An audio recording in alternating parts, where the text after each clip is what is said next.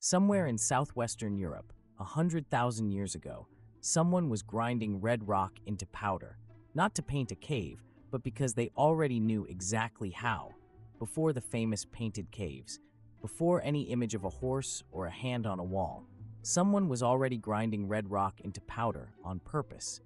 This was not a painting session, it was a workshop, and the evidence for it has been sitting in the archaeological record for decades, largely overlooked. Red ochre, yellow ochre, manganese dioxide, charcoal. These were not random materials. They were chosen, collected, and processed with clear intent. At multiple sites across what is now Spain and southern France, archaeologists have found the same pattern repeated. Pigment processing areas, distinct from everything else happening in the same shelter. This was not someone who stumbled onto a pretty rock and smeared it on a wall. This was someone who had done this before, many times. The first step was grinding. Raw ochre is iron oxide, essentially rust in mineral form, and it had to be reduced to a fine, consistent powder before it was useful for anything. Yellow ochre gave a different tone. Manganese dioxide produced deep black. Each mineral had its own grinding behavior, its own texture, its own result. You had to know them separately. Then came the binder. Animal fat, likely from marrow or rendered tissue, was worked into the powder until the mixture held together as a paste.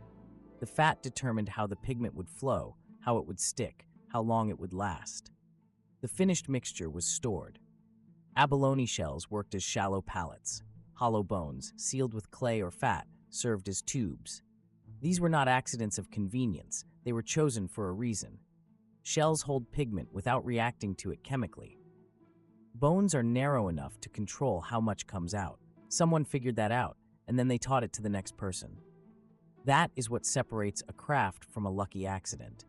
Accumulated knowledge, passed between people, refined over generations.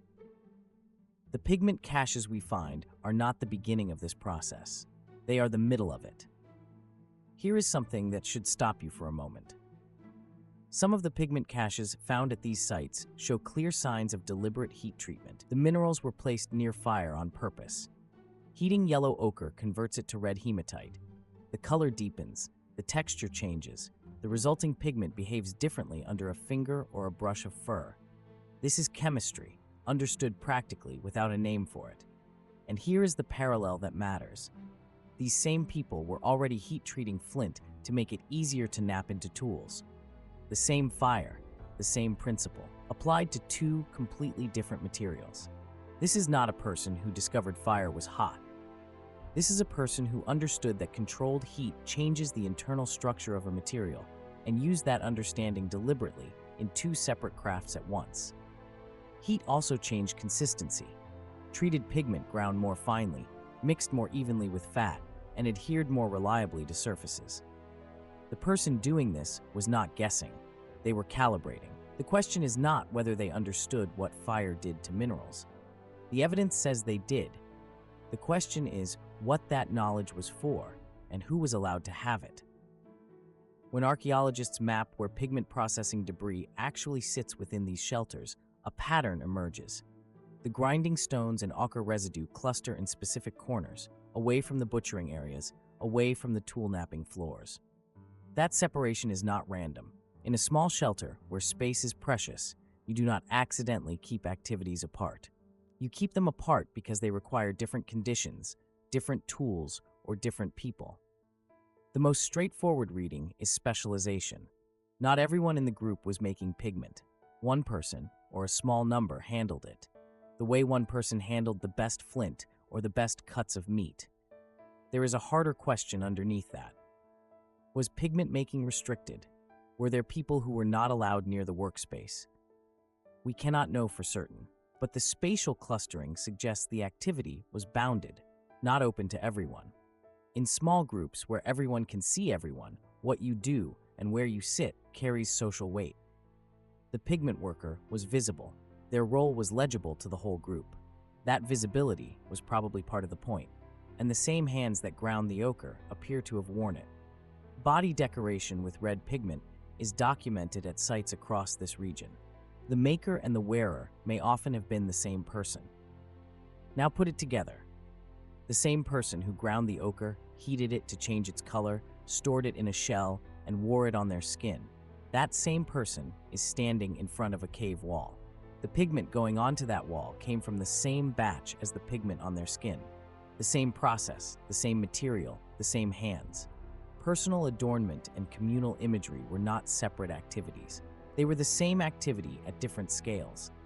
What these people were doing was transforming raw material into something socially meaningful. A rock is just a rock. Ground, heated, mixed, stored, and applied, it becomes a statement, a mark, a claim, something that means something to the people who see it. When the group gathered and saw the same color on a person's skin and on the cave wall behind them, they were reading a connected message. The pigment was the medium. The meaning was the system. The famous painted caves, Altamira, Lascaux, Chauvet, are not where this story starts. They are where it arrives, after tens of thousands of years of practice, refinement, and accumulated knowledge that we are only beginning to map. The next time you see a photograph of a cave painting and think it looks simple, remember what it took to get there. The grinding, the heating, the mixing, the storing, the knowing. None of that shows up in the photograph. The craft of color is older than any image we have found. It just took us a while to look in the right place, not at the walls, but at the floor in front of them.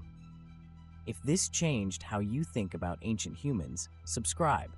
We cover the parts of prehistory nobody talks about.